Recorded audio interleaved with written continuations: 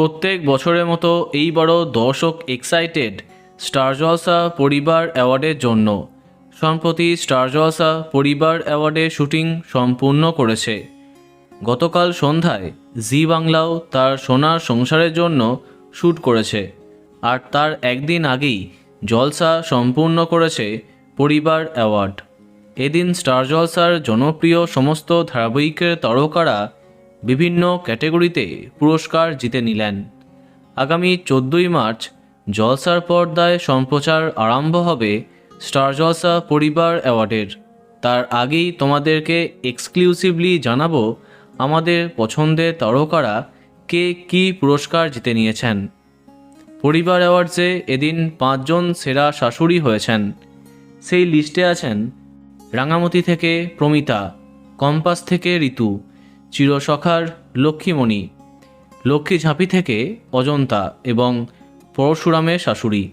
অন্যদিকে সেরা শ্বশুর 3 জন, ঝিলে শ্বশুর, লক্ষ্মী ঝাঁপিতে ঝাঁপির শ্বশুর এবং রাঙামতির শ্বশুর। এই বছর সেরা খলনায়িকা 2 জন হয়েছেন, বর্ষা এবং বৃন্দা। সেরা খলনায়ক হয়েছেন বিদ্যা ব্যানার্জি থেকে রাজদেব। সেরা বর হয়েছেন 2 জন, পরশুরাম এবং একলব্য অর্থাৎ অভিনেতা নীলাঙ্কুর। অন্যদিকে 2 ধারাবাহিক থেকেই সেরা বউ হয়েছে তটিনী এবং রাঙামতি।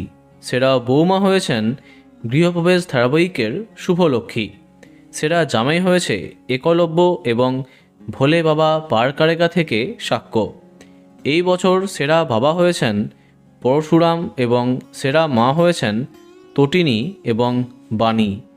সেরা পরিবারের অ্যাওয়ার্ড পেয়েছে পরশুরামের গাঙ্গুলি পরিবার।